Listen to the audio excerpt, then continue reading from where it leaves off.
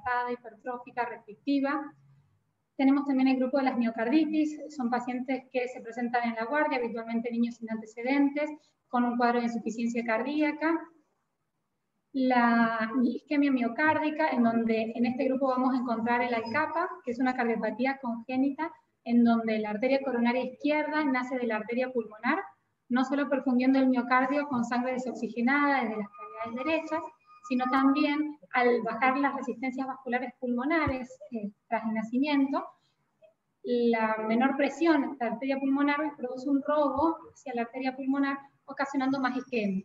Por lo que son niños que también en general ingresan por guardia después de la primera o segunda semana de vida y habitualmente entre 4 y 6 meses de edad, con signos de insuficiencia cardíaca. Uno saca una radiografía y encuentra cardiomegalia. Uno de los diagnósticos diferenciales a considerar es el ALCAPA, y con un electrocardiograma en guardia podemos a veces aproximarnos bastante al diagnóstico.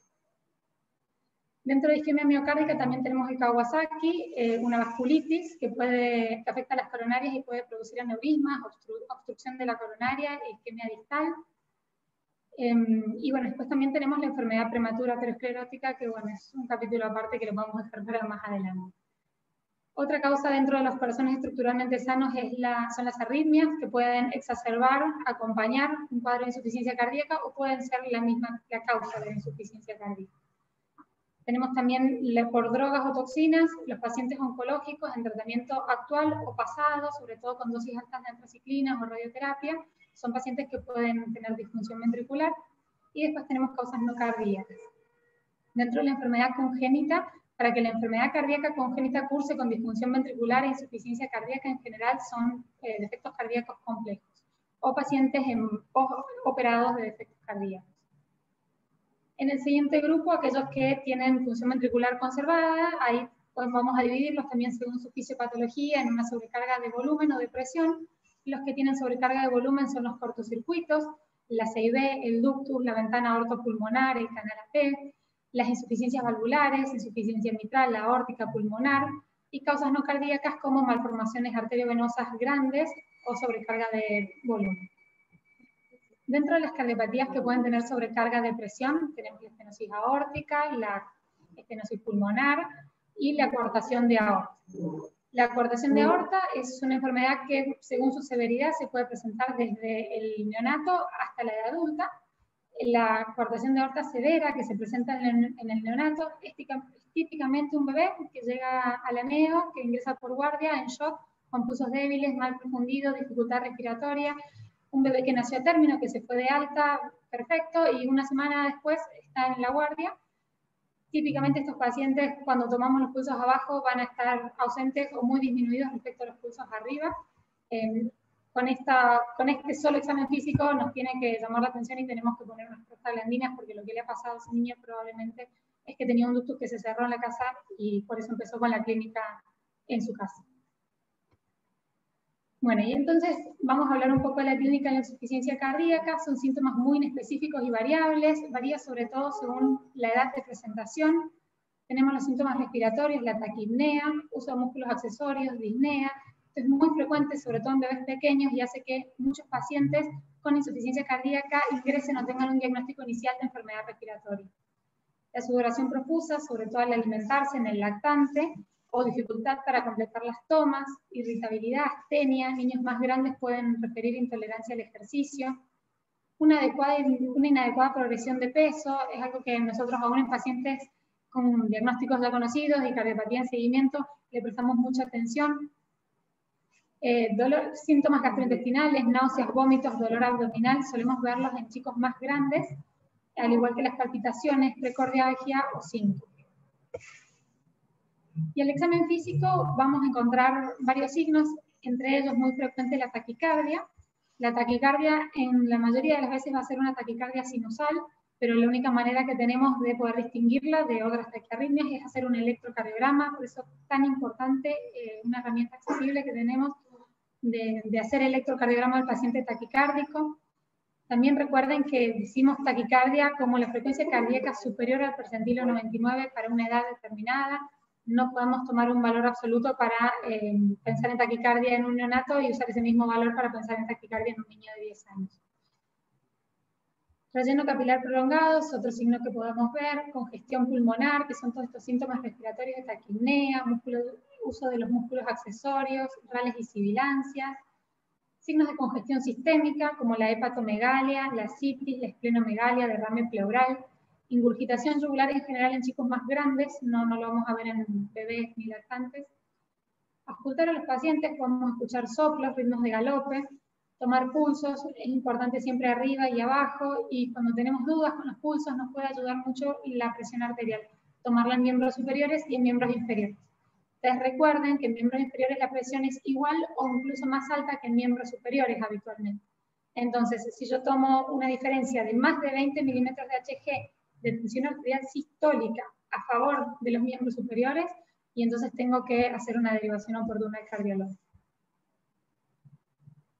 Y un poco charlando en la clínica para que ustedes vean esto que hablamos de síntomas tan inespecíficos y por ahí a veces tan difícil de reconocer en una primera instancia, les traigo este artículo publicado en el Journal of Pediatrics, en donde en un hospital de tercer nivel buscaron a todos los pacientes internados menores de 21 años que no tenían diagnóstico previo de cardiopatía y cuyo diagnóstico al egreso fue insuficiencia cardíaca, y se preguntaron, bueno, encontraron 190 pacientes y dijeron, ¿cuántos de estos pacientes ingresaron con el diagnóstico correcto?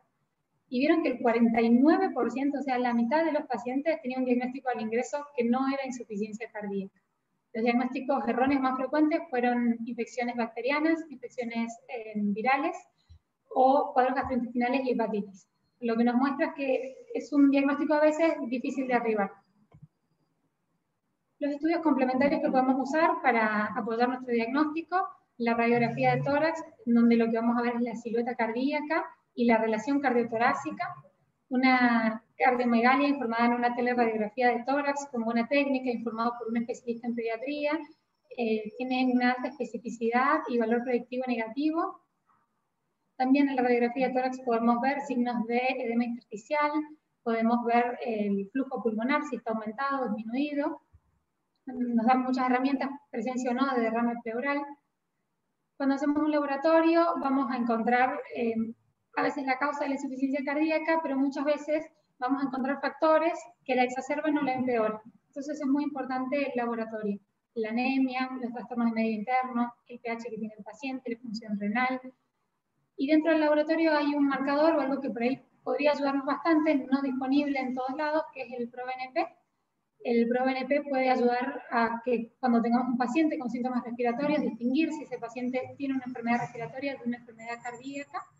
También en pacientes ya con diagnóstico conocido de insuficiencia cardíaca nos puede ayudar en el seguimiento, evaluando la respuesta a un tratamiento, incluso tiene valor pronóstico. Otro estudio que vamos a hacer es el electrocardiograma, y acá me tomo un minutito más para decirles que el electrocardiograma es una herramienta que es accesible, que habitualmente está en cualquier guardia, y que el aparato que usamos en pediatría y las pinzas son las mismas que se usan en adultos. Teniendo un niño de más de 5 o 6 kilos, usando las mismas pinzas podemos hacer un electrocardiograma. Es una herramienta que nos ayuda muchísimo para el momento, incluso también para después, para cuando llegue el especialista y a veces uno quiere consultarle por la taquicardia que hizo ese paciente. Si uno tiene el registro puede hacer un diagnóstico, sin el registro es solamente un relato de taquicardia. Entonces, bueno, es muy importante. El ecocardiograma es un estudio que nos va a permitir ver la estructura del corazón, ver su función y tener un montón más de detalles, pero no debe retrasar el inicio del tratamiento de la insuficiencia cardíaca. Si yo pienso que el paciente está en insuficiencia cardíaca, tengo que iniciar un tratamiento aunque no sepa exactamente por qué la tiene. Y esta tablita que les quiero mostrar es la evaluación funcional de la insuficiencia cardíaca. La pasamos rápido, pero es como para que ustedes sepan la clasificación habitual que todos conocemos, la del New York Heart Association, que es la clase 1, 2, 3, 4, validada en adultos y usada ampliamente.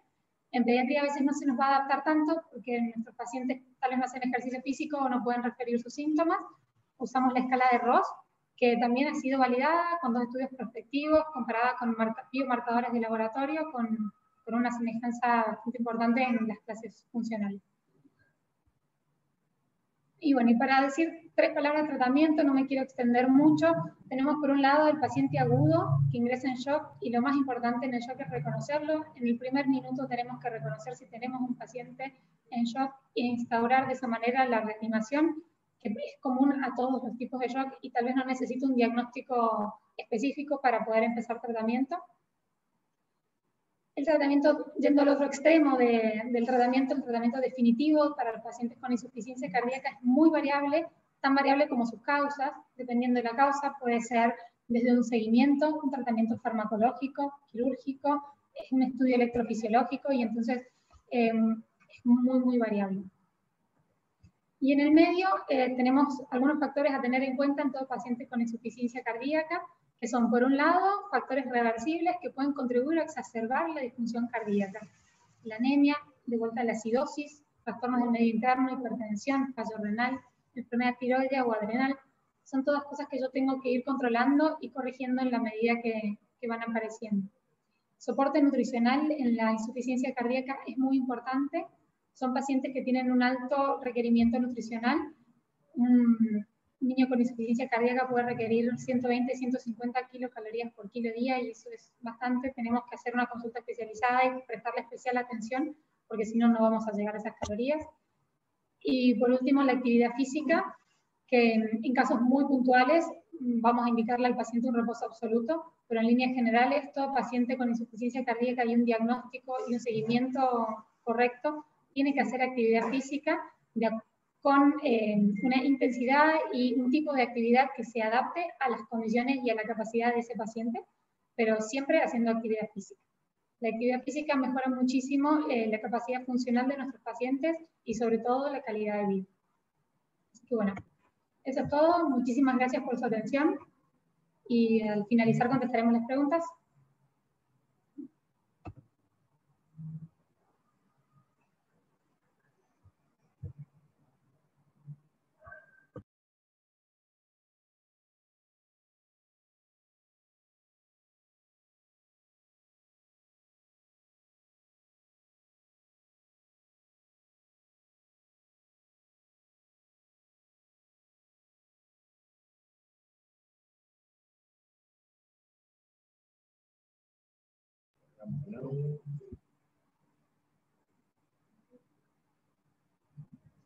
Hola, buenas tardes. Mi nombre es Mauricio Segura, soy cardiólogo infantil. También pertenezco al Servicio de Cardiología y Cardiocirugía Infantil del Hospital Rawson.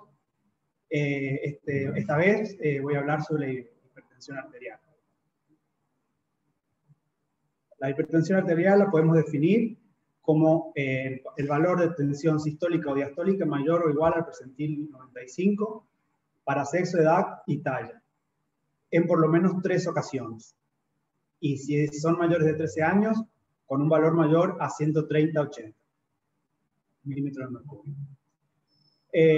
Pero también nos enfrentamos ante un espectro en cuanto a la tensión arterial, ante distintos parámetros que podemos encontrar.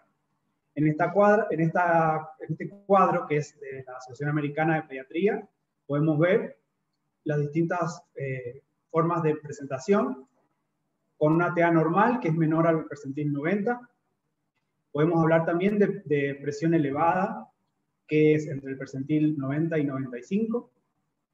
Y una vez que está la hipertensión propiamente dicha, podemos hablar de un estadio 1 y 2. El estadio 1 es del percentil 95 al 99.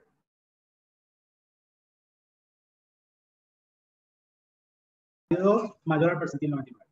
Esta diferenciación de los dos últimos estadios es importante porque en la conducta vamos a tener menos tiempo para actuar. Estas cifras, estas estadísticas son nacionales. La prevalencia de la hipertensión arterial en la infancia es del 1 al 3% y llega al 10% en la adolescencia, principalmente en pacientes obesos. La causa principal de hipertensión en pediatría es renal o renovascular, y actualmente se está viendo un aumento secular de la TA debido también a la mayor prevalencia de obesidad, de cambios en la dieta, de la disminución de la actividad física y del estrés.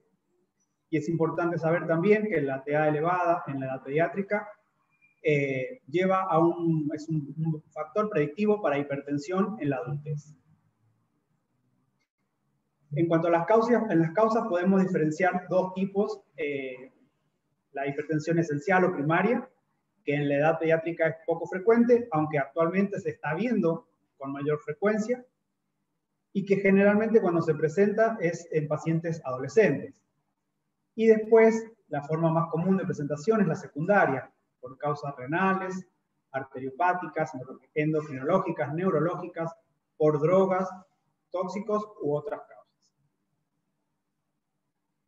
Se recomienda que en niños mayores de 3 años el control en la consulta del niño sano tiene que ser por lo menos, el control de la TA tiene que ser por lo menos una vez al año.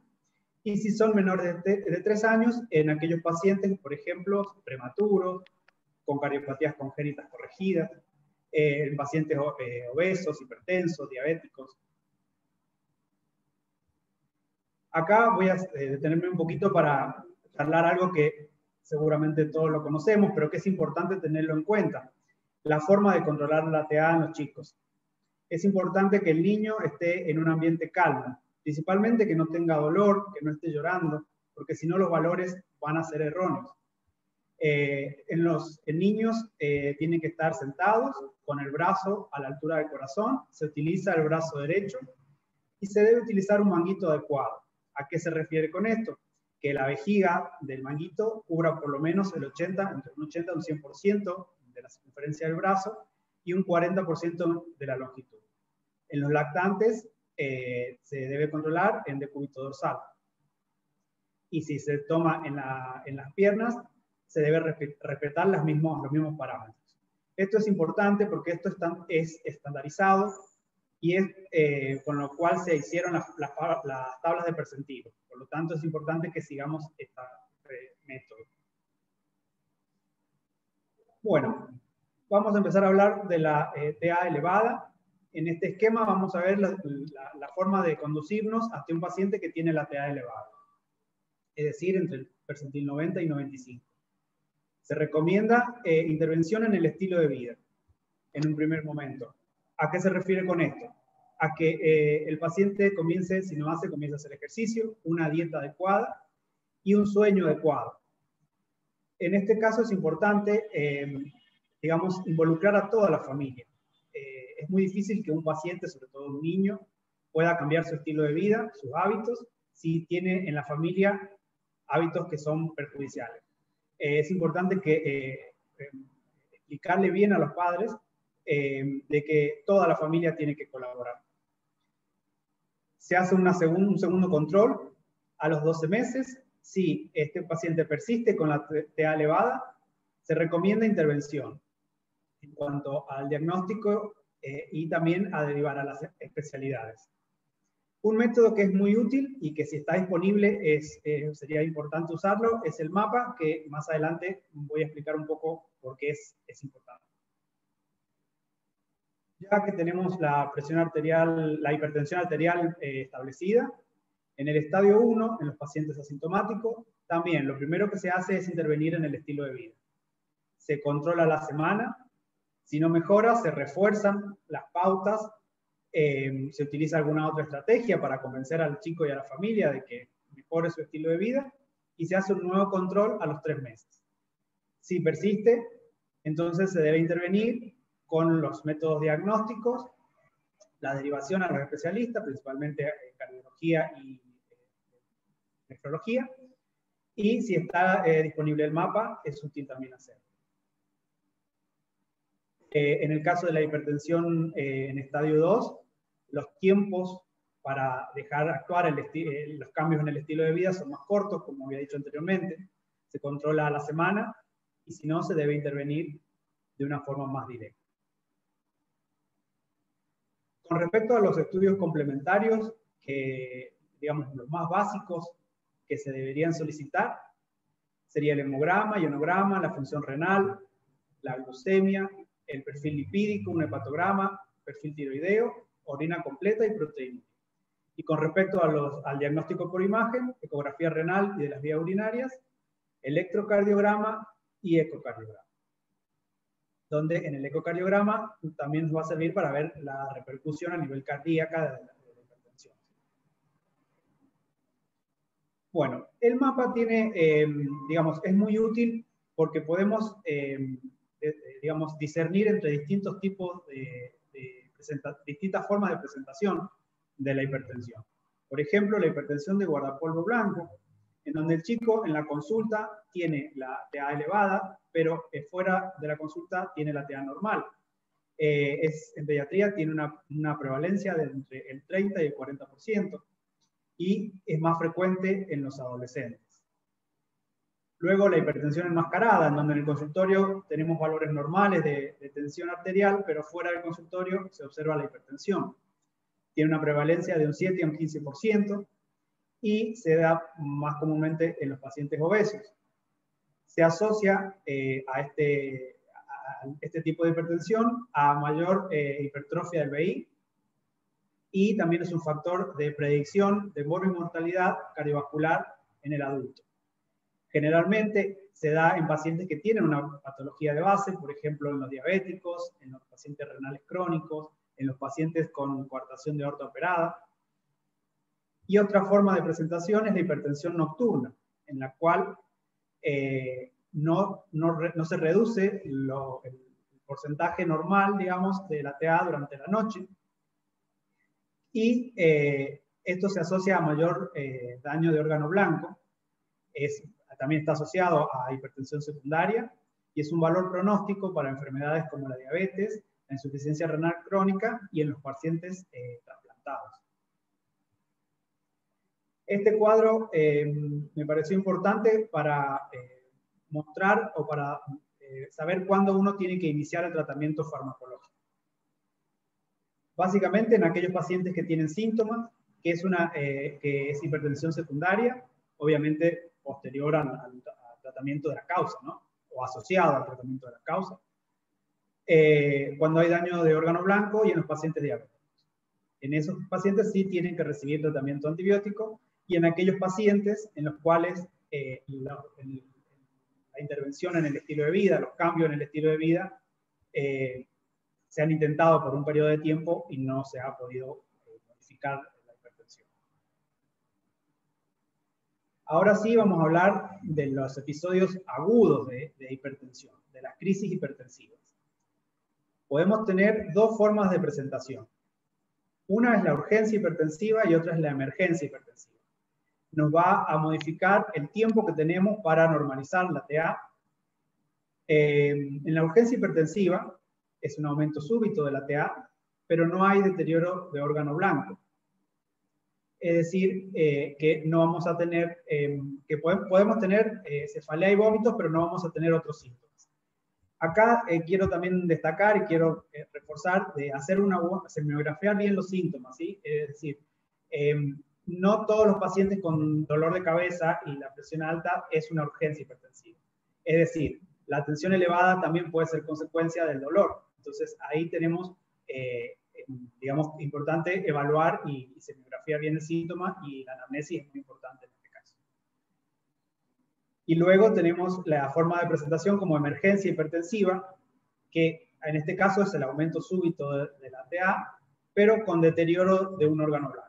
Lo más frecuente es que se manifieste en los pacientes con síntomas neurológicos, encefalopatía hipertensiva, convulsiones, mareo, visión borrosa, una cefalea intensa, signos de sangrado cerebral, signos de insuficiencia cardíaca o de insuficiencia renal. En este esquema podemos ver cómo actuar en las dos formas de presentación de las crisis hipertensivas. Si es una urgencia hipertensiva, el tratamiento se puede realizar vía oral. El paciente pasa a la sala de pediatría. Una vez que se logra normalizar la TA, que se ve que la familia está adaptada al tratamiento, el paciente se puede ir de alta. En la urgencia hipertensiva tenemos 24 a 48 horas para un descenso progresivo de la TA hasta valores normales.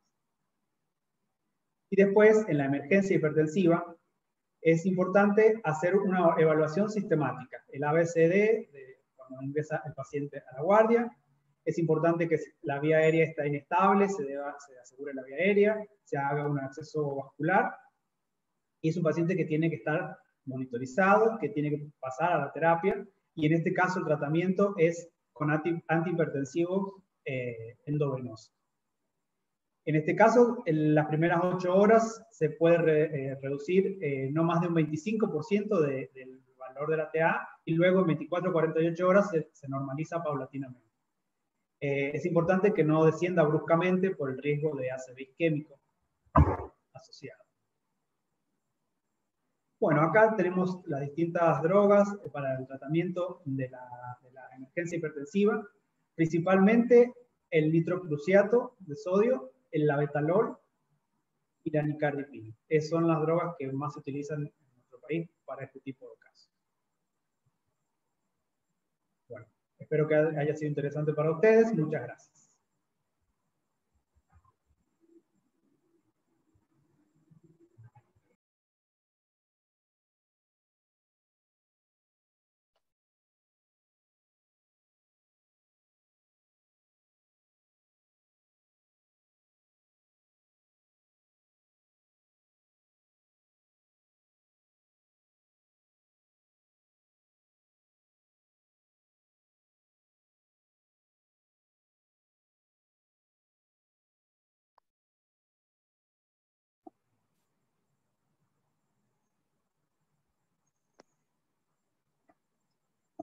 Bueno, buenas tardes para todos. Yo soy el doctor Federico Morales, médico del Servicio de Cardiología y Cirugía Cardiovascular Infantil del Hospital Guillermo Rawson.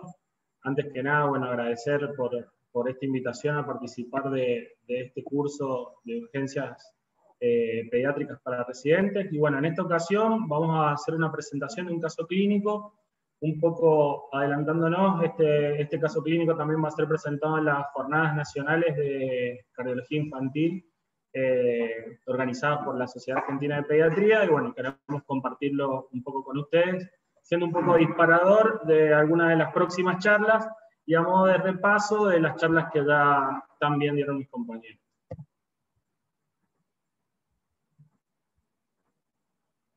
En este caso es un paciente de sexo masculino de 6 años de edad, que no tenía antecedentes perinatales de importancia ni antecedentes cardiovasculares de relevancia, que ingresa por guardia a este hospital, derivado del hospital de Rodeo, ¿sí? Por dificultad respiratoria. Se valoró febril en ese momento, taquicárdico.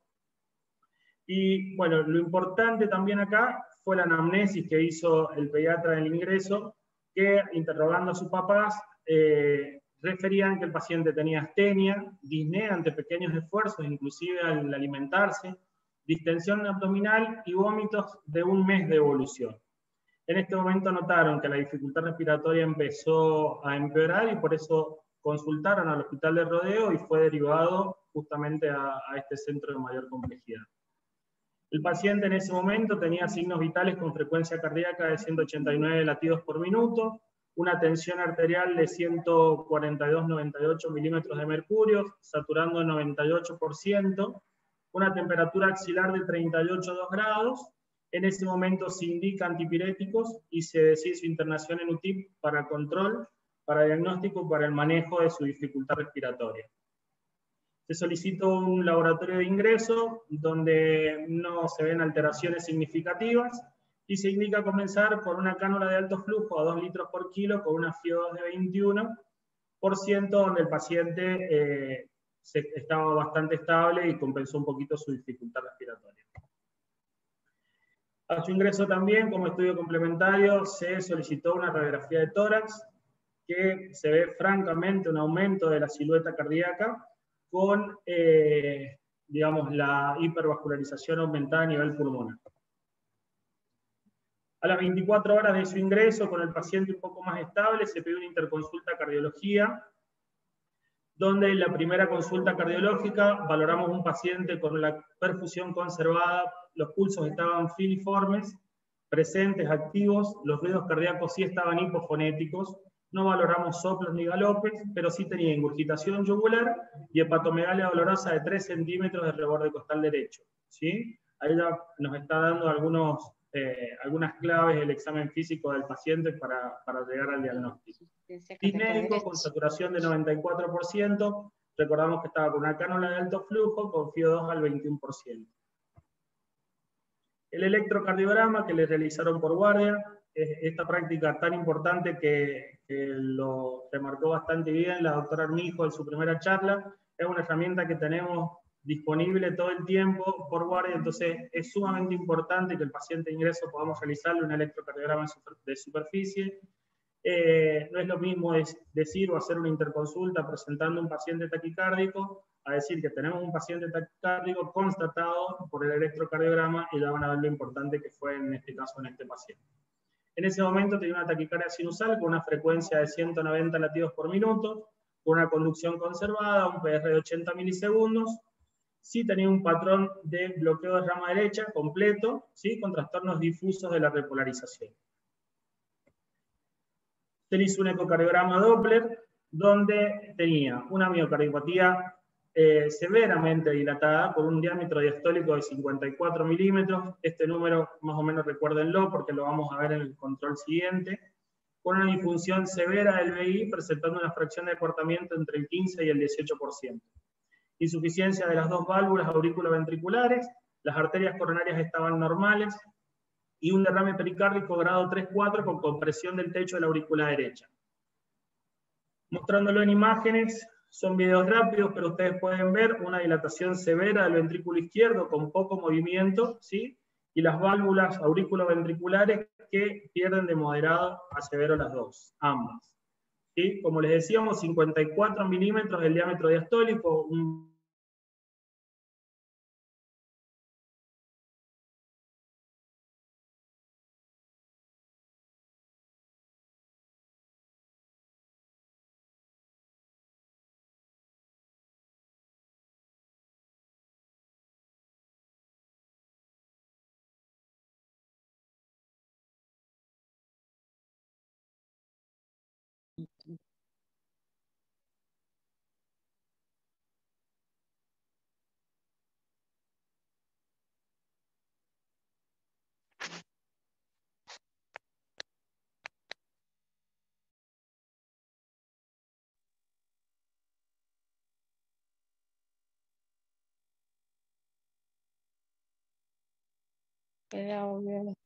¿ahí? Ahí.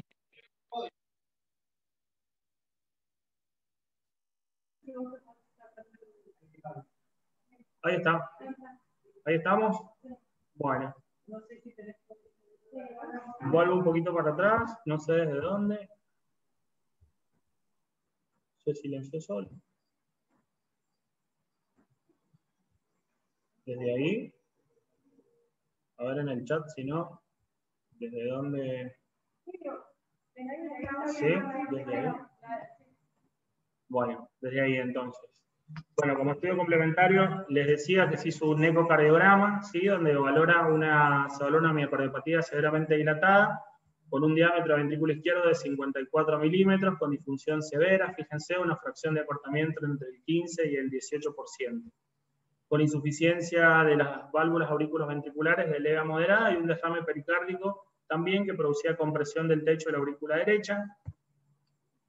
En el ecocardio, en un eje corto del ventrículo izquierdo, se ve un ventrículo izquierdo severamente dilatado con disminución de la motilidad y las válvulas auriculoventriculares que pierden ambas.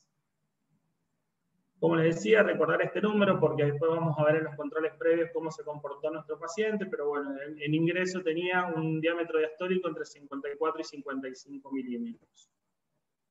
Lo que se plantea siempre, bueno, las causas de este paciente, los diagnósticos presuntivos, ingresó como dificultad respiratoria, pero la verdad que el examen físico cardiovascular tiene muchos signos y síntomas que mencionó la doctora Armijo en su primera charla de insuficiencia cardíaca, donde impresiona un paciente que ya desde hace un mes los padres refieren síntomas que por ahí fueron síntomas leves, que por ahí se pasaron por alto en controles anteriores, pero que bueno, nos hacen sospechar de un paciente con insuficiencia cardíaca e impresión crónica.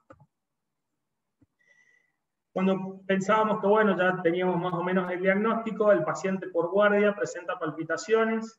En ese momento se realiza un electrocardiograma y tuvimos la posibilidad también de colocarle un holter de electrocardiograma de 24 horas.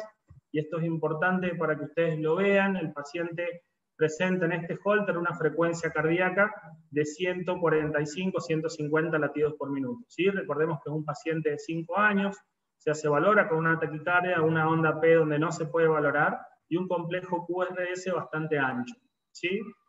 Otra imagen importante que pusimos y para destacar es la imagen que ustedes tienen a la derecha, que es donde el paciente tiene frecuencias cardíacas bajas, entre 40 y 60 latidos por minuto, pero rápidamente es el momento donde ingresa en taquicardia y sube su frecuencia a 140, 150 latidos por minuto.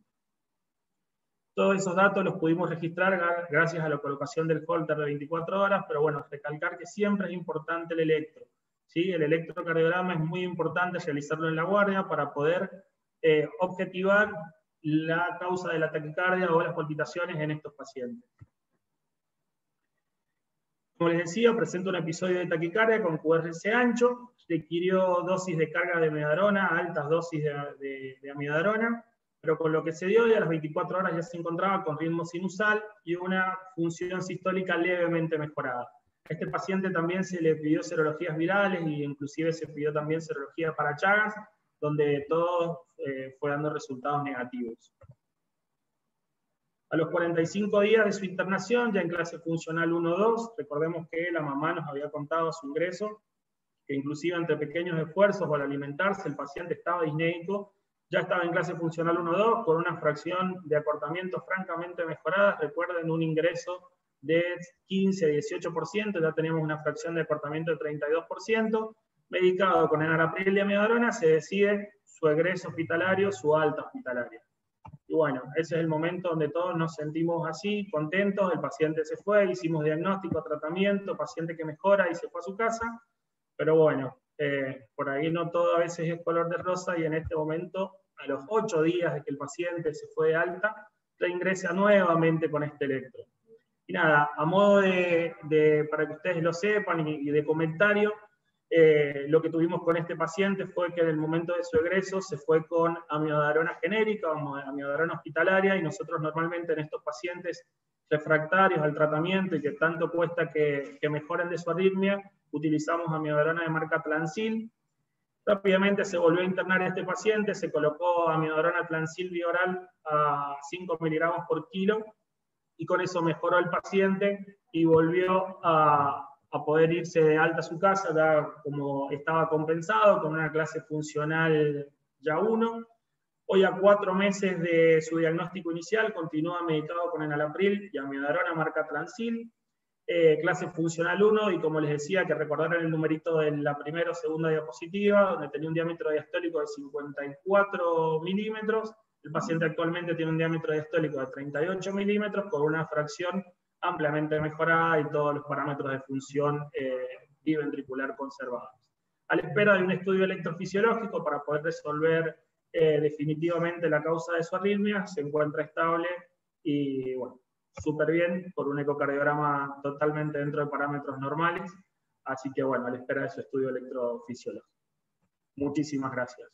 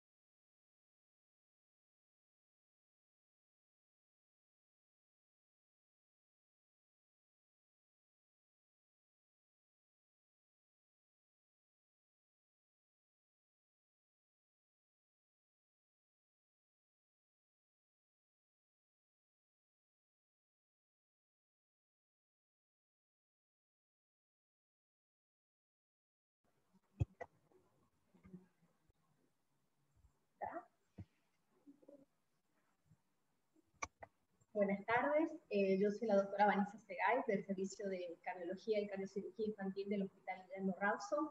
En esta ocasión vamos a hablar de cianosis. Quería aclarar que no es una charla de cardiopatía cianótica, sino es de la actitud del pediatra frente a un recién nacido principalmente o a un lactante que llega cianótico. Como definición, la cianosis es la coloración azulada de piel y mucosas, usualmente debida a concentraciones iguales o mayores a 5 gramos por decilitro de hemoglobina reducida en sangre. Para diferenciar, tenemos dos tipos de cianosis, la cianosis central y la cianosis periférica, que nos hablan de patologías diferentes. La cianosis central es por causa de hipoxemia arterial y puede ser por etiología pulmonar o etiología cardíaca por cortocircuitos intracardíacos o pulmonares de derecha a izquierda. También las causas metabólicas o neurológicas en el recién nacido pueden dar cianosis central. Y las causas periféricas son por una disminución del flujo sanguíneo periférico por vasoconstricción. Acá les he puesto dos ejemplos. Uno es la cianosis distal o acrecianosis del recién nacido, que no es patológica y que es totalmente normal en las primeras horas de vida. Y la otra es una cianosis central, donde hay una coloración azulada en las mucosas, que uno lo puede objetivar mirando la cavidad bucal del bebé. Aparte de que en otros lados también se presenta esa coloración. Pero bueno, es bien marcada la diferencia al examen físico. Principalmente en el recién nacido, bueno, si tenemos cianosis de causa central, tenemos que descartar dos grandes grupos de patologías, como dije antes, que son las causas pulmonares y las causas extrapulmonares. Entre las causas pulmonares están los síndromes de distrés respiratorio, que es muy frecuente en el recién nacido, las neumonías, la aspiración de líquido metoneal, las malformaciones, las hernias diafragmáticas, neumotórax, varias patologías propias del recién nacido. Y entre las causas extrapulmonares, que son las que nos interesan a nosotros, o las que causan por ahí más ansiedad en el pediatra cuando llega el recién nacido cianótico, es descartar cardiopatías congénitas y la hipertensión persistente del recién nacido. Para hacer diagnóstico diferencial, cuando nos llega un recién nacido con cianosis, tenemos que hacer un test de la hiperoxia, que es muy fácil de hacer, es algo que lo podemos hacer, es accesible en el consultorio o en la guardia. Consiste en administrar oxígeno al 100% o la concentración más alta posible que tengamos acceso, digamos, y medir la PO2 arterial. Si esta PO2 aumentó a más de 150 milímetros de mercurio, es muy probable que no se trate de una cardiopatía congénita y que estemos hablando de problemas respiratorios, ya que mejora con la colocación del oxígeno. También podemos hacer el mismo procedimiento, pero no hace falta tomar la presión arterial de oxígeno, sino que si constatamos un aumento de un 10 o un 15% de la saturación del oxígeno con el saturómetro, también estamos en condiciones de tener una alta sospecha de que lo que le pasa a este recién nacido sea problemas pulmonares y ya descartamos que sea una cardiopatía congénita. En este cuadro quise graficar que cuando tenemos un recién nacido donde está saturando menos de 80, hacemos entonces la prueba de la hiperoxia. Si mejora con la colocación del oxígeno, ya nos planteamos la patología pulmonar, iniciamos el tratamiento o vamos al tratamiento de su patología de base, y si no mejora o no tiene respuesta con el test de la hiperoxia, ahí sí pensamos en que el chico puede tener una cardiopatía congénita. Le hacemos una radiografía de tórax y valoramos el flujo pulmonar, y si el flujo pulmonar está disminuido, pensamos en las causas obstructivas derechas, como por ejemplo el FALOP, la atresia pulmonar, la estenosis pulmonar típica, los ventrículos únicos con estenosis pulmonares. Y si el flujo pulmonar en la placa de tórax está aumentado, pensamos en la transposición de grandes vasos con comunicación intraauricular, o sea, y con comunicación interventricular que tenga grandes lugares de mezcla. Cuando constatamos que hay una cardiopatía, terminamos de evaluarlo con un ecocardiograma para definir qué tipo de cardiopatía es y si necesitamos o no mantener el ductus permeable. En las cardiopatías ductus dependientes necesitamos poner prostaglandinas y ese sería el tratamiento paliativo hasta que lo derivamos para su cirugía y mejorar su cardiopatía. Quise hablar un poco desde la oximetría de pulso para la detección de cardiopatía, si bien no tiene que ver tanto con la cianosis de recién nacido, pero sí es muy importante que lo tengan en cuenta los pediatras porque es un test que desde febrero del 2015 es obligatorio hacerlo en todo el país cuando el bebé está internado en internación conjunta, en la unidad madre-niño, antes de las 48 horas de vida, antes que se vaya de alta, se tiene que realizar. Es un test que es fácil, que es económico, que se puede enseñar al personal y lo puede hacer no solamente el médico, también la enfermera o cualquier persona que esté haciendo la puericultura.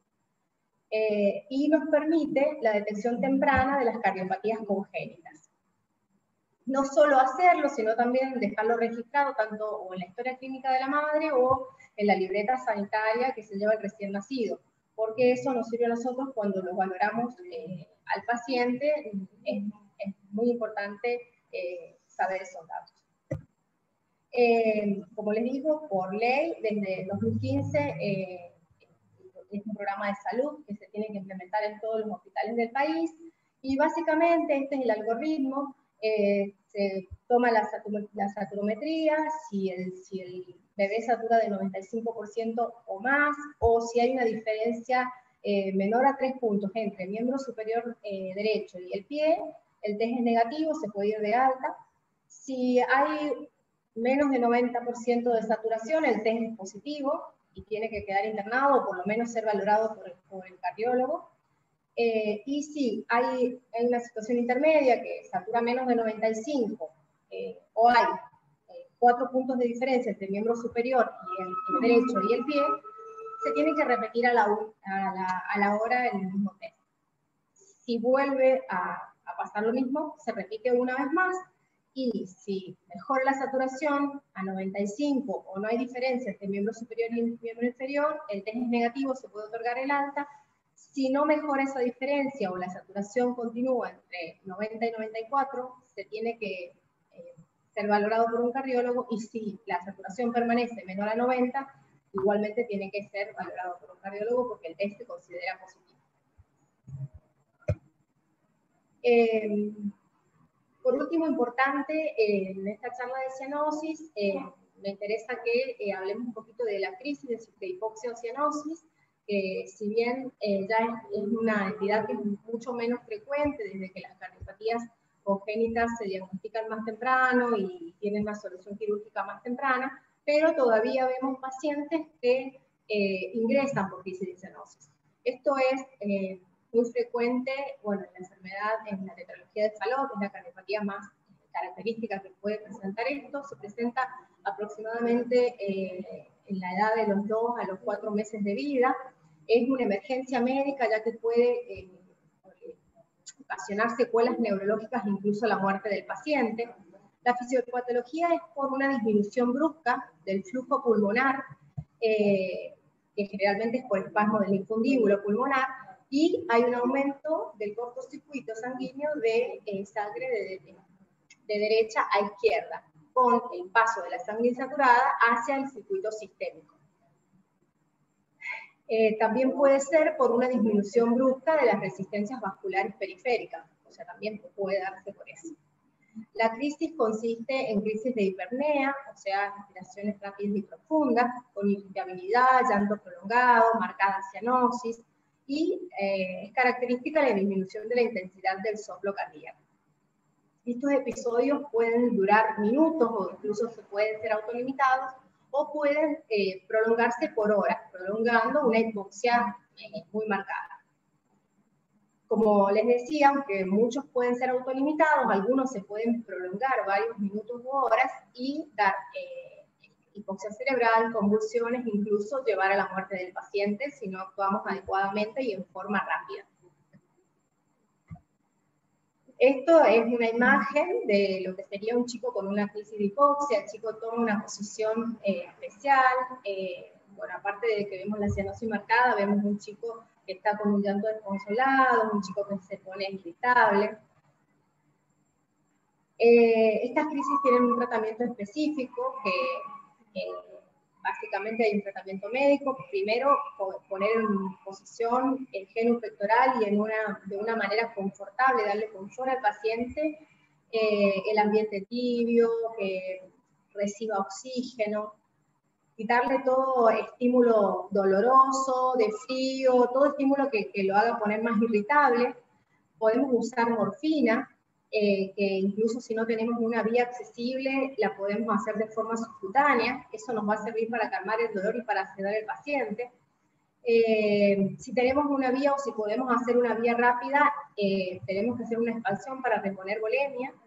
Y en algunos casos necesitamos hacer medicamentos como la fenilefrina para aumentar la resistencia vascular sistémica. Si con todo esto el paciente no mejora su crisis de hipoxia, el tratamiento de urgencia es quirúrgico, que es una anastomosis sistémico pulmonar, que es un tratamiento paliativo hasta llegar a la cirugía definitiva.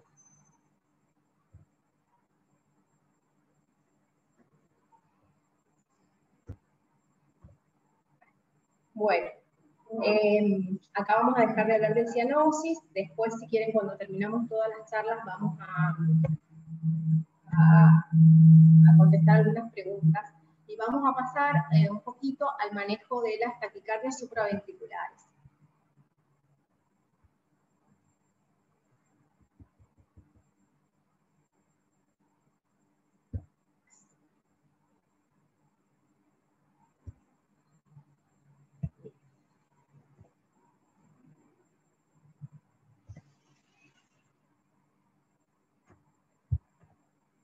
Bueno, también ahora vamos a hablar de taquicardias supraventriculares sin especificar. No vamos a hacer una clase de arritmias, de hablar de todos los tipos de taquicardias, sino lo que nos interesa es que consensuemos o hablemos del manejo del paciente que llega a una guardia con una taquicardia. Cuando nos tiene que llamar la atención una taquicardia o cuando tenemos que pensar que solamente es una taquicardia sinusal por lo que le está pasando al chico en ese momento, ¿sí? Taquicardia, por definición, sabemos que es el aumento de la frecuencia cardíaca, más de 100 latidos por minuto o mayor al sentido 99 para la edad en lo que es en la pediatría. Ya sabemos que para pediatría, yo después les voy a mostrar una tabla, pero hay valores de frecuencia cardíaca según la edad del paciente. Y puede variar mucho, desde un neonato hasta un adolescente. Las taquicardias supraventriculares, la taquicardia paroxística supraventricular, como su nombre lo indica, se originan por arriba de las registros. En la población pediátrica es muy variable su incidencia, pero es aproximadamente del 0,1 al 0,4% de la población. Es la causa más común de taquicardia no sinusal en el niño, y típicamente aparece en forma brusca, brusca, regular y con QRS estrechos. Salvo en algunos casos que el QRS puede ser ancho, que puede ser cuando hay de base un bloqueo de rama derecha o conduce con aberración. Las frecuencias cardíacas de estas taquicardias es muy variable y también va a variar según la edad del paciente, como dijimos antes, pero más o menos va a ser entre 130 a 300 latidos por minuto. Como les digo, el QRS del electrocardiograma va a ser angosto, pero también siempre lo tenemos que valorar según la edad del paciente. No es lo mismo un QRS de 100 milisegundos en un paciente neonato que en un adolescente. Y en menos del 10% de los casos, como les decía, puede ser el QRS ancho y ser una taquicardia supraventricular cuando puede ser por conducción antidrómica en la vía accesoria o por bloqueo de rama. Existen diferentes mecanismos de producción de las taquicardias supraventriculares, que no vamos a hablar de eso porque, como les digo, no vamos a hablar de las arritmias especialmente. Acá les quise poner dos ejemplos para que ustedes puedan diferenciar un electro de una taquicardia sinusal, un paciente que es de electro, de un paciente que tiene una taquicardia sinusal, que se ve la onda P, donde la frecuencia cardíaca es de 150 o más, pero claramente se ve la onda P que precede al QRS. En comparación, el electro que está al lado, que es un electro de una taquicardia supraventricular, después veremos por qué es la causa de la taquicardia, pero donde vemos QRS sin presencia de onda P, o la onda P oculta en alguna parte del QRS.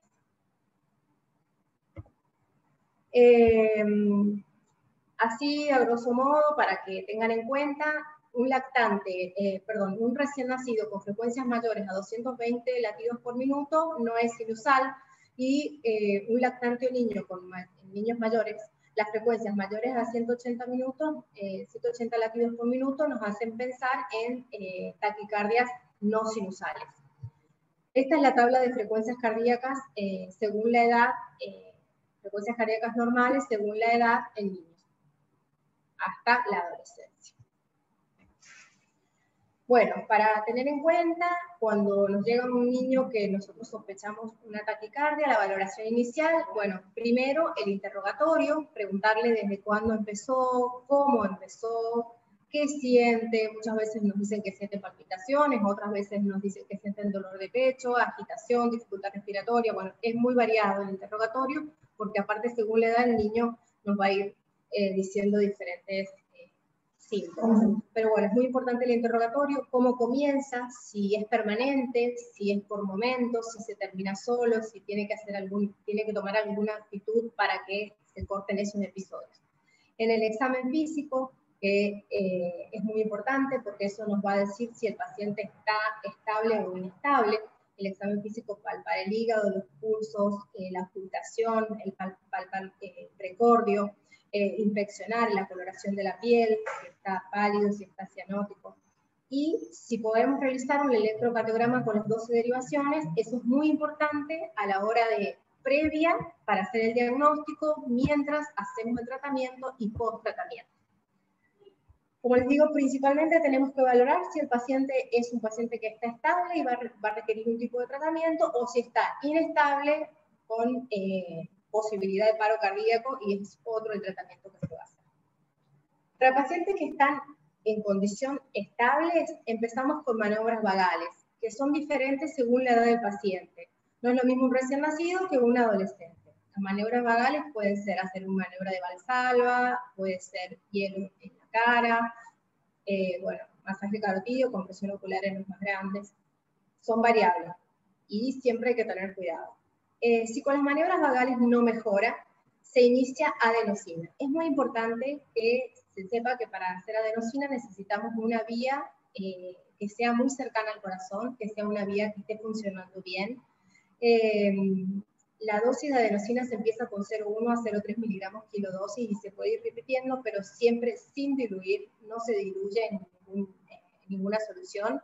Y siempre se realiza con llave de 3 vías para poder hacer la adenosina, inmediatamente después un bolo de solución fisiológica para empujar la dosis de la adenosina, que llegue más rápido al corazón sin que pierda su efectividad. Porque si realizamos mal este tratamiento vamos a suponer o presuponer que no responde a la medicación, en realidad lo que no está llegando en forma activa al corazón. Como les decía, esto se puede repetir 3 veces, cada 1 o 2 minutos, y ver si responde. Si no responde, pasamos a la próxima, la próxima droga, que es la amiodarona, en la que se realiza una dosis de carga, 5 miligramos kilodosis. La dosis de carga de amiodarona se puede repetir según diferentes bibliografías, pero hasta 4 veces, y después dejar un goteo de mantenimiento si revierte la arritmia. En los casos que no revierta hay distintos otros fármacos como el goteo de esmolol, el verapamilo, que no se da en menores de 2 años, pero lo ideal ya sería pensar en la cardioversión eléctrica. Y en los pacientes que ya llegan inestables, obviamos todas estas medidas y directamente hacemos cardioversión eléctrica, que inicialmente empezamos con 0,5 Joule por kilo y después podemos ir incrementando hasta 2 Joule por kilo. Es cardioversión eléctrica sincronizada, eso es importante. Bueno, y como conclusión, siempre tenemos que dejar registros de los electrocardiogramas de 12 derivaciones, tratar de dejar un registro antes de la intervención, durante la intervención y después de la intervención, o sea, farmacológica o eléctrica que hagamos, ¿sí? Porque esto nos va a permitir tanto diagnosticar la taquicardia y saber al principio que estamos frente a una taquisupra, mientras hacemos la medicación, porque aunque no responda del todo, muchas veces lo que hacemos es, aunque sea 1 o 2 minutos de ritmo sinusal, y podemos ver cuál es el ritmo del paciente o con qué ritmo sale el paciente, y después para tomar una conducta electrofisiológica en una manera posterior, es muy importante tener registro de ese momento. Y bueno, y por supuesto, una vez que terminó la arritmia, también tener un electro de base de cómo es el ritmo de ese paciente. Como les había dicho al principio, los mecanismos de las arritmias son 3, por aumento del automatismo, por actividad gatillada y por reentrada. Pero bueno, y por eso es útil el electrocardiograma mientras usamos la adenosina, mientras hacemos la cardioversión, porque muchas veces vamos a poder después ver el mecanismo que causa esta arritmia. Siempre importante, si el paciente está inestable, no perder tiempo y cardiovertir lo más pronto que sea posible. Si el paciente está estable, sí, empezar con las medidas de maniobras vagales, intentar la adenosina antes de progresar en los otros pasos. Y por último, saber que las terapias crónicas con antiarrítmicos en pediatría no las usamos generalmente, o sea, hacemos terapia con antiarrítmicos hasta que el niño esté en condiciones de hacer por lo menos un estudio electrofisiológico y ver si es posible una ablación por radiofrecuencia, si el tipo de arritmias lo permite. Y darle un tratamiento definitivo a este paciente. Muchas gracias.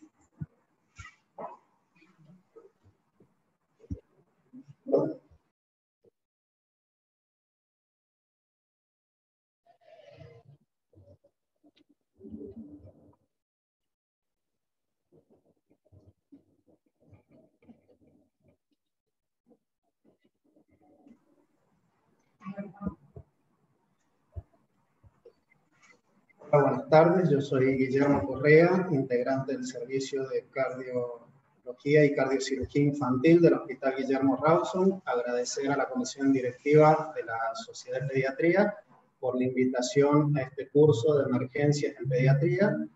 Y hoy yo voy a hablar de muerte súbita en pediatría y una pregunta que surge como médico, si es posible prevenir. En primer lugar, vamos a empezar definiéndola. Esta es la definición de la Sociedad Americana de Cardiología, aceptada por la OMS, y es la muerte natural e inesperada de una persona aparentemente sana que ocurre antes de 1 hora de comenzado los síntomas. Acá hay 3 aspectos que yo quiero destacar: lo de inesperada, lo de persona aparentemente sana y el tema temporal de que ocurre antes de 1 hora de comenzado los síntomas. Vamos a ir viendo a lo largo de la charla estos 3 aspectos. En relación a su incidencia, en pediatría la incidencia es muy baja, según registros de distintos trabajos a nivel mundial, va de un 0,8 a un 6,2% cada 100.000 casos por año, eso sin incluir el síndrome de muerte súbita del lactante, que son las muertes súbitas en menores de 1 año. Después en la etapa adulta la incidencia aumenta notablemente a un caso cada 1000 en Estados Unidos, y según un trabajo conjunto hecho entre la Sociedad Argentina de Cardiología y la Federación Argentina de Cardiología en el año 2018, en la Argentina la incidencia en adultos en mayores de 35-40 años de 1,2 cada 1000 casos por año, que es similar a la de los países mediterráneos de Europa. Acá quiero destacar en la incidencia en pediatría la gran variabilidad de 0,8 a 6,2 casos por cada 100.000 niños por año. Si bien es muy baja, esta variabilidad se debe a que los trabajos están realizados tanto en población común, que realiza o no actividades físicas, o en clubes especializados de actividad física, por ejemplo en España, en las ligas inferiores del Barça y del Real Madrid, o en Estados Unidos en niños atletas con deporte de alta competencia. Digamos, cuando uno considera en los trabajos los niños deportistas de alta competencia, los porcentajes se acercan al 5, al 6 casos por cada 100.000, y cuando uno considera la población normal, digamos, deportistas o no, que es la que mayoritariamente vemos en consultorio, se acerca a un caso cada 100.000 niños por año. Esto es un gráfico que he sacado de la Revista Española de Cardiología del 2012, en donde se ve en esta curva muy claramente el tema de la incidencia, la variabilidad de la incidencia, en donde en niños, adolescentes y adultos jóvenes hasta los 35 años la incidencia es muy baja y predominan las cardiopatías estructurales, ya sea primarias o secundarias, así como las cardiopatías congénitas y el diagnóstico de arritmia. Después de los 35 40 años, la curva sube notablemente y vemos que la incidencia aumenta un 0,1% por año, hasta llegar hasta los 60 70 años, en donde el incremento es muy marcado, y básicamente esta determinación en la incidencia deviene del tema de la cardiopatía isquémica, que obviamente aumenta su incidencia a medida que pasan los años. Así que es muy interesante este gráfico como para tener una idea al momento de hablar de la incidencia de muerte súbita. Entonces, si la incidencia en pediatría es muy baja, ¿por qué nos interesa estudiar este tema? Bueno, porque se considera que es un evento catastrófico. ¿Y por qué un evento catastrófico? Porque en pediatría ocurre en gente joven, en general con estilos de vida saludables, en general relacionada al deporte, genera una gran angustia y confusión, no solamente en la familia, sino en la sociedad, con implicancias sociales muy importantes. En el adulto joven muchas veces la persona que sufre los episodios de muerte súbita son el sostén de familia, implicancias institucionales, muchas instituciones han sufrido juicios cuantiosos en deportistas de élite por el tema de las muertes súbitas, y bueno, sin duda implicancias familiares, pero también en el ambiente médico genera angustia y confusión, sobre todo por la posibilidad o no de prevención, que es lo que vamos a ir viendo. Esto es un esquema que yo he realizado para explicar cuál es el mecanismo fisiopatológico de la muerte súbita. Siempre hay algún mecanismo desencadenante, en este caso he elegido el deporte de alta competencia, que actúa sobre un miocardio vulnerable. Acá, cuando me refiero a un miocardio vulnerable, podemos tomar o una taquiarritmia o una miocardiopatía hipertrófica, en donde hay distintos factores que influyen, como puede ser el estrés físico por la misma actividad, la sobrecarga brusca de adrenalina, el aumento de la frecuencia cardíaca, el aumento de la presión sistólica predominantemente. También hay un estrés psíquico, esto se ve previo al inicio de la competencia. Los deportistas de élite que están bajo presión de tener que ganar la carrera o el partido. También se observan en algunos casos, en algunos pacientes, disautonomía del sistema nervioso con un importante predominio vagotónico sobre el simpático tónico. En algunas personas que sobre un miocardio vulnerable puede jugar en contra y desencadenar un episodio de muerte súbita. Esto no es tan frecuente, pero se ve. También el ritmo circadiano influye, por ejemplo, en el síndrome de Brugada. Acá la taquicardia ventricular y la muerte súbita devienen en el momento, en la madrugada, digamos a las 6, 7 de la mañana, cuando el paciente se despierta. También pueden influir el tema de los medicamentos que prolongan el QT, medicamentos no permitidos en actividades deportivas, pero que a veces se usan, como son las anfetaminas, los anabólicos, las drogas ilícitas, y también factores ambientales como calores extremos, deshidratación. Todo esto puede, en su conjunto, desencadenar dos mecanismos: la taquicardia ventricular seguida de fibrilación ventricular o la bradiarritmia severa, que lleva a un bajo volumen minutos. Si estos mecanismos se sostienen en el tiempo, ahí viene el tercer concepto de la definición, en donde la muerte acontece 1 hora antes de iniciados los síntomas.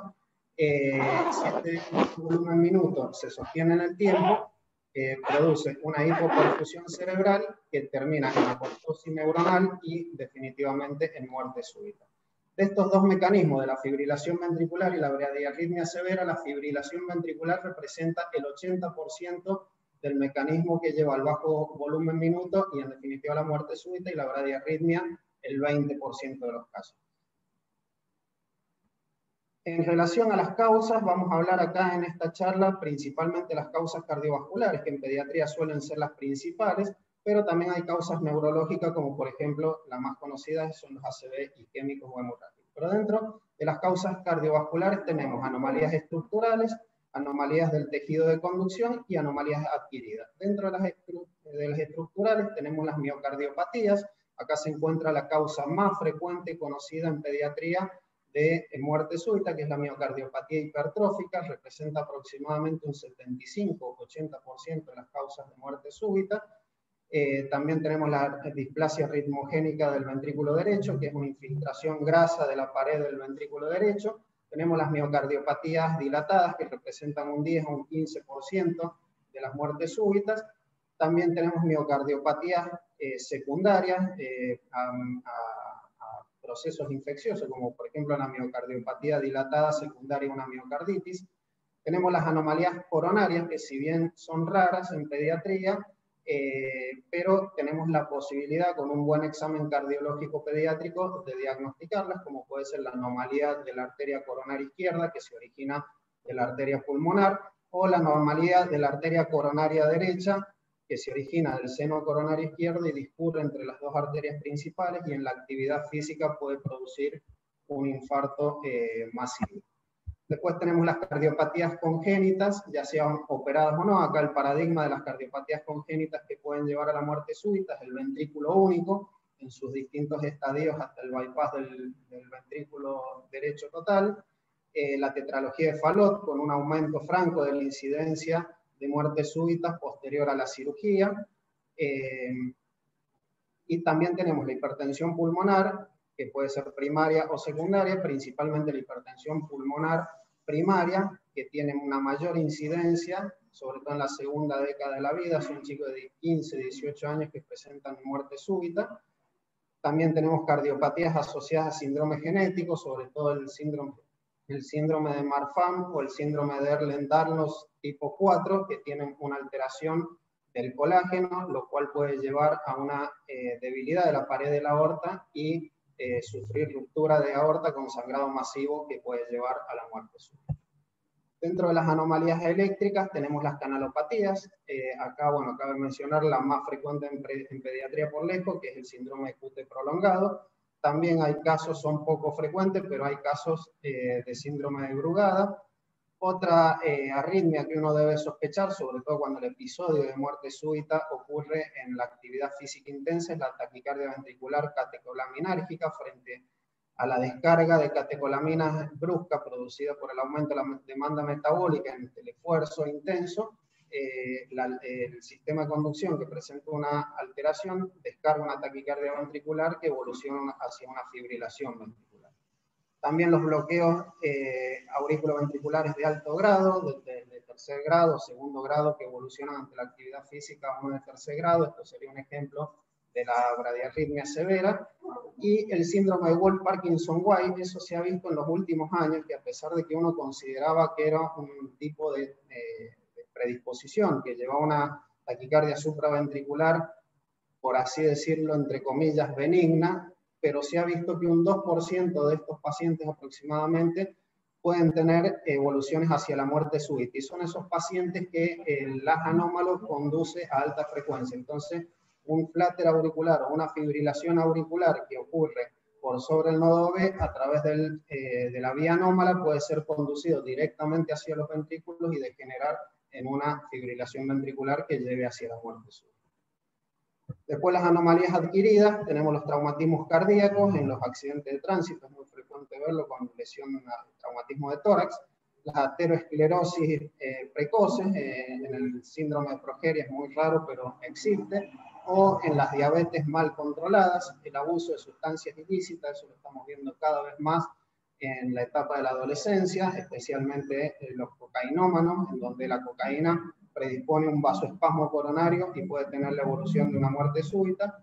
La enfermedad de Kawasaki por la alteración coronaria, y últimamente el COVID-19, en donde el síndrome inflamatorio postinfeccioso o PIMS también se ha visto que puede producir, falta todavía estudios randomizados, pero ya se ha visto que puede producir episodios de miocarditis que pueden evolucionar a insuficiencias cardíacas severas, muy difíciles de tratar, con muerte súbita y también afección coronaria. Así que bueno, esto es un nuevo actor que se suma a las causas de muerte súbita en pediatría, como ya hemos leído en los distintos diarios y noticias en el mundo.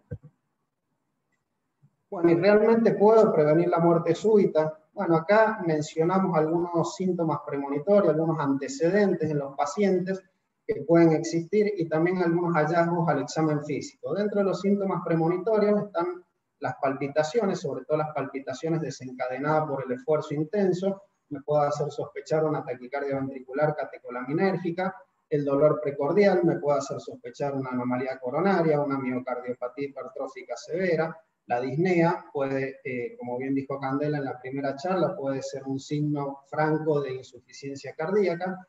El tema de los síncopes, muchas veces el síncope es difícil diferenciar entre un síncope vasovagal, un síncope de causa cardiogénica, que es el que lleva a la muerte súbita, pero en términos generales el síncope de causa cardiogénica ocurre generalmente durante el ejercicio, es raro que ocurra posterior al ejercicio, también puede ocurrir al despertar en el síndrome de Brugada o algunos tipos de QT prolongado o ante estrés psicoemocional.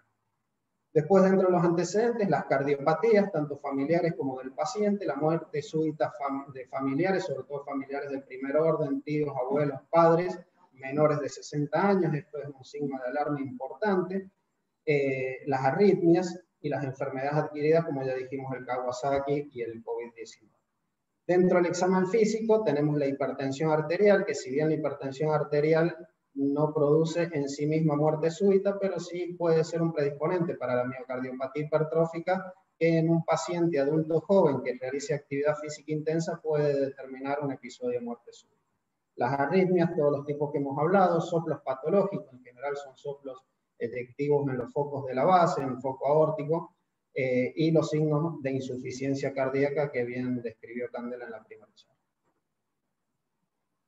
Pero bueno, acá está algo que llama la atención. En los distintos estudios que se han hecho alrededor del mundo, se ha visto que los síntomas premonitorios y los antecedentes solamente se ven reflejados en un 18 o 17% de los pacientes que han sufrido una muerte súbita, obviamente revertida, en los cuales podemos constatar estos síntomas o estos antecedentes.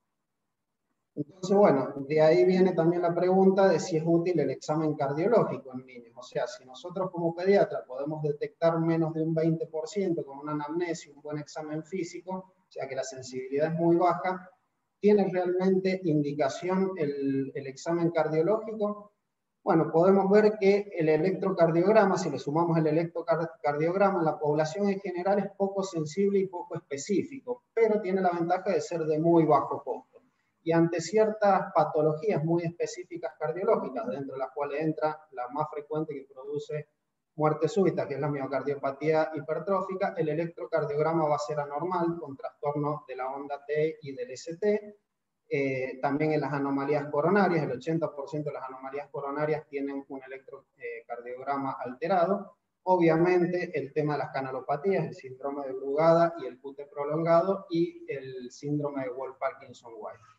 Así que concluimos de que sí, que es un estudio, sobre todo por su bajo costo, útil para evaluar estos pacientes pediátricos. Después tenemos el ecocardiograma, que la sensibilidad aumenta enormemente, pero bueno, tiene un costo mayor, aunque esto hoy en día los costos han disminuido enormemente respecto al estudio del ecocardiograma, y con este estudio podemos diagnosticar las miocardiopatías, miocarditis, insuficiencias cardíacas, anomalías coronarias congénitas o adquiridas, cardiopatías congénitas, y también el tema de la ergometría. La ergometría es muy útil porque permite evaluar la adaptación y respuesta del sistema cardiovascular al esfuerzo, y también es muy útil al momento de sospechar una taquicardia ventricular catecolaminérgico dependiente, porque justamente podemos constatar de que con el esfuerzo máximo produce esta taquicardia ventricular. Pero bueno, en este tipo de estudios necesitamos personal altamente entrenado y sobre todo preparado para revertir esto último que comenté, la taquicardia ventricular catecolaminoide. Entonces, bueno, acá pongo algunos ejemplos típicos, digamos. Acá vemos un electro con taquicardia ventricular, que si bien el electro tiene baja sensibilidad y especificidad, en este caso particular, este ejemplo que he puesto, hace diagnóstico y obviamente previene el episodio de muerte súbita. Acá dos imágenes de ecocardiograma, el de arriba una hipertrofia, una miocardiopatía hipertrófica del septum severa que puede producir obstrucción del tracto de salida, y en el de abajo una miocardiopatía dilatada también severa. La realización de la evaluación cardiológica, acá lo quiero mencionar porque probablemente ustedes lo vean en la literatura, es controvertida. ¿Y por qué controvertida? Porque en la Sociedad Americana de Cardiología se considera que en relación costo-beneficio no estaría indicado a no ser que el paciente tenga algún síntoma premonitorio o que sea un paciente, un niño que haga actividades físicas de alta competencia. Sin embargo, la Sociedad Europea de Cardiología sí está convencida, al igual que la Sociedad Argentina de Pediatría, está convencida de que este tipo de estudios permite detectar precozmente y muchas veces prevenir los episodios de muerte súbita. O sea que en nuestro país está aceptado, inclusive está indicado el control pediátrico seguido del control cardiológico para la prevención de la muerte súbita. Pero de todos modos, como vimos, los porcentajes son muy bajos de detección. Entonces, ¿cuál es la mejor prevención? Y bueno, la mejor prevención es estar preparados. ¿Y cómo podemos estar preparados con esto? Maniobras de reanimación cardiopulmonar y la cardioversión eléctrica, como mencionó recién Vanessa en la charla de taquiarritmia, el paciente inestable. Esto es un elemento terapéutico muy útil. Y en esto quiero destacar la Sociedad Argentina de Pediatría y especialmente la Sociedad Argentina de Pediatría, la filial San Juan, hace permanentemente cursos de formación, tanto para profesionales como para familiares, amigos del paciente y, por qué no decirlo, para la población general, cursos de ERA-PALS de reanimación cardiopulmonar, que bueno, mi visión y mi consejo como profesionales de la salud es aconsejar a todas las personas que conocemos de realizar este tipo de cursos porque realmente salva vidas. Dos palabras sobre el cardiodefibrilador implantable, que viene a ser similar al cardiodefibrilador externo, nada más que más pequeño y va en el tórax del paciente, es interno. Su indicación es controvertida en pediatría, sobre todo por el alto nivel de reacciones adversas que tiene indicaciones muy específicas, debe ser indicado y calibrado por arritmólogos pediatras, no cualquiera puede indicar en pediatría este tipo de dispositivos, y no siempre previene la muerte súbita. Acá me quiero detener 2 segundos.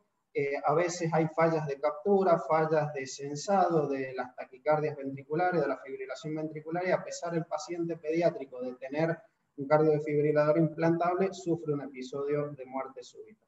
Por otro lado, el tema de reacciones adversas que mencioné en primer lugar, muchas veces el paciente pediátrico en su juego habitual, que es saltar, andar en bicicleta, puede recibir descargas eléctricas por falla de censado del cardiodefibrilador. Entonces no es tan sencillo como en adultos indicar este tipo de dispositivos en pediatría. Bueno, en resumen, si bien una buena anamnesis, un buen examen físico, un electrocardiograma, un ecocardiograma, o sea, la valoración cardiológica, nos permite detectar y prevenir en algunos casos la muerte súbita, lo que realmente mejora el pronóstico y la evolución de estos pacientes es el tema de la reanimación cardiopulmonar y tener muy en cuenta y solicitar la obligatoriedad en las instituciones a donde trabajemos de que cuenten con un cardiodefibrilador, ¿sí? Acá quiero hacer mención a que por cada minuto que pasa que el paciente no es reanimado, tiene un 10% menos de posibilidad de sobrevida, o sea, es muy alto. Por eso es tan importante iniciar inmediatamente las maniobras de reanimación cardiopulmonar y, si es necesario, la cardioversión.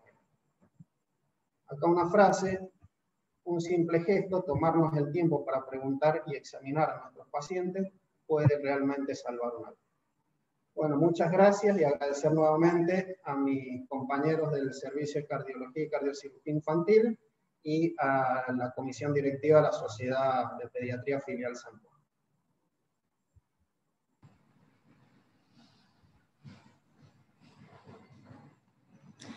Bueno, la verdad que han sido muy interesantes todas las charlas que hemos escuchado.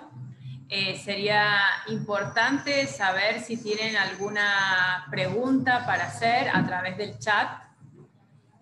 Podemos aprovechar a los especialistas para que nos las evacúen. Y bueno, y mientras les vamos comentando que las charlas van a quedar grabadas en la página web de la Sociedad de Pediatría de San Juan. Ya nos vamos a comunicar con ustedes nuevamente por mail y ahí les vamos a enviar toda la información. Las charlas aproximadamente van a estar colgadas en una semana y las vamos a dejar colgadas también entre 7 y 10 días. Así las puedan aprovechar y las pueden ver de nuevo. Así que bueno, vamos a ver si por ahora no hay ninguna pregunta en el chat. No sé si han dejado todo muy claro o bueno.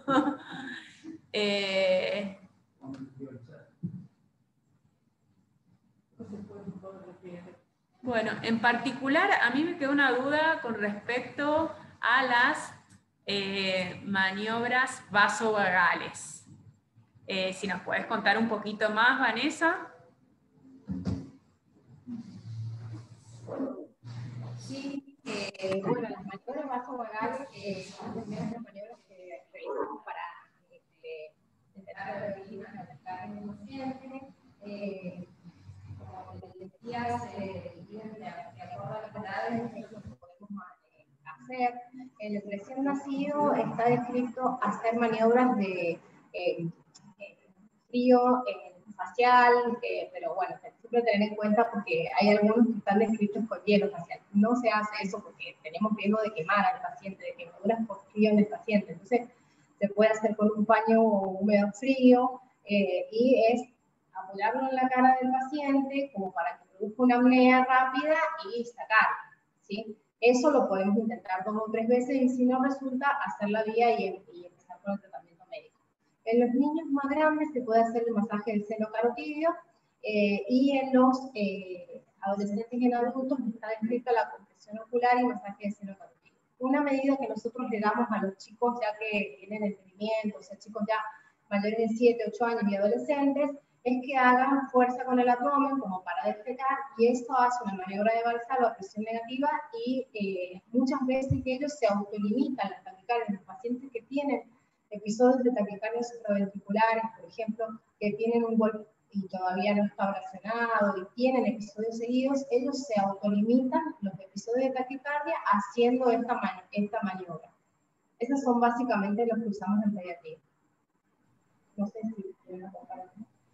Bueno, muchas gracias, Vanessa, y ya que estás ahí con el micrófono, yo te voy a hacer otra pregunta. ¿Cómo diferenciamos una crisis cianótica central de un bebé de menos de 3 meses con una crisis de llanto intenso? Bien. Bueno, ¿cómo calmamos o le explicamos a la madre esa situación? Bien.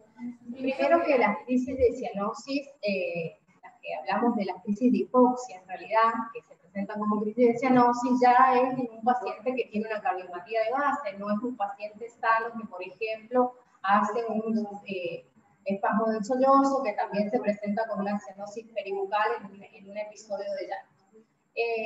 Aparte, no solamente va a tener la cianosis, sino que también, como te decía, va a estar irritable, va a estar taquipneico, taquicárdico, con falta de aire, o sea, va a tener vos le vas a ver una fase del paciente que está con esa falta de aire.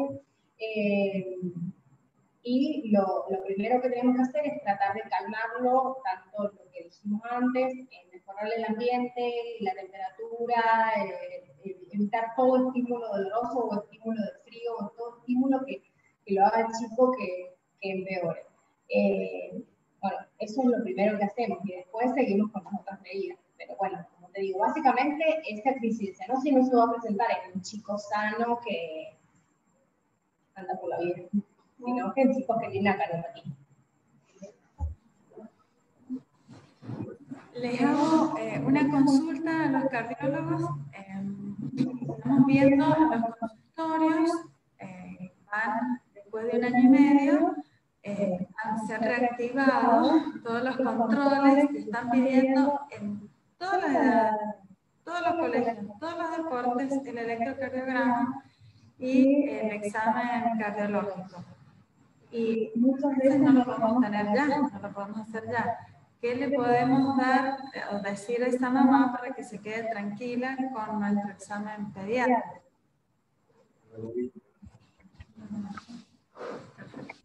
Bueno, un buen examen pediátrico con un chico por demás sano que no ha presentado ninguna otra cardiopatía, como hemos visto recién en la clase de muerte súbita, que es el mayor fantasma frente al cual nos lleva la consulta cardiológica. Al tener una incidencia tan baja, el riesgo es muy bajo, o sea que no hay una urgencia, a no ser que nosotros francamente sospechemos una arritmia o una cardiopatía. Está bien indicar el examen cardiológico pediátrico, en esto quiero recalcar porque uno ve en la práctica habitual que a veces los exámenes cardiológicos son realizados en estos lugares donde hacen las cartillas o por cardiólogos de adultos y las patologías son totalmente distintas. Un ecocardiograma realizado por un cardiólogo de adultos no es igual que el realizado por el cardiólogo infantil, por algo básico, porque las medidas de los espesores miocárdicos no son iguales. Lo mismo algunos hallazgos del electrocardiograma, que en pediatría son normales, por ejemplo, en adultos puede significar infarto de pared posterior del ventrículo, por mencionar algunos ejemplos. Pero bueno, volviendo a tu pregunta, Laura, con un buen examen pediátrico uno puede dar el informe de que asista a clase, de que haga actividad física recreativas, que son las que hace la mayoría de los niños en general hasta los 10, 12 años, y mientras tanto va esperando el turno del control cardiológico. Así que no hay una urgencia neta, digamos, a no ser que nosotros fuertemente sospechemos una cardiopatía o una arritmia. Bueno, siendo las 14:40 y hemos terminado casi más de 1 hora y media, 1 hora y 40 con el módulo de cardiología, creo que nos llevamos muchísimos conocimientos quizás para repetir la clase y volver a insistir en algunos conceptos, pero bueno, espero que estén contentos con el módulo. Y los esperamos el próximo módulo, ya les enviaremos la información vía mail. El próximo módulo va a ser de urgencias en pediatría. Así que urgencias tipo guardia. Creo que van a ser mordedura de animales, arácnidos, picaduras de insectos, edema, urticaria. Eso fue por el momento. Sí, muchísimas gracias. Bueno, quería hacer un comentario un poco tomando la línea que venimos siguiendo desde la Sociedad de Pediatría. Quisiera que estas charlas orienten e insistan y refuercen en los pediatras y a su vez en los pediatras en sus pacientes que la derivación a especialistas tiene que ser a especialistas pediátricos. Tanto en cardiología como en todas las especialidades, el tipo de patología y la relevancia y las conductas son totalmente distintas, así que quisiera que a través de la Sociedad de Pediatría, por favor, insistir en este tema. Estamos viendo mucho derivación en consultorio de chicos que no son controlados adecuadamente por sus pediatras, y creo que el médico de cabecera de los chicos tiene que ser, como siempre, el pediatra, y a su vez, digamos, los especialistas pediátricos. Bueno, agradecer la oportunidad de acercar un poco de conocimiento de lo que uno ve en la experiencia en el día a día, y recordarles que en el servicio de cardiología del hospital estamos disponibles para las preguntas que por ahí hoy nos surgieron. se pueden acercar y nos pueden consultar y en la medida de lo posible las evacuaremos. Muchas gracias, Lenka, muchas gracias a todos y felicitaciones a todos los integrantes del equipo que la verdad han estado todos brillantes.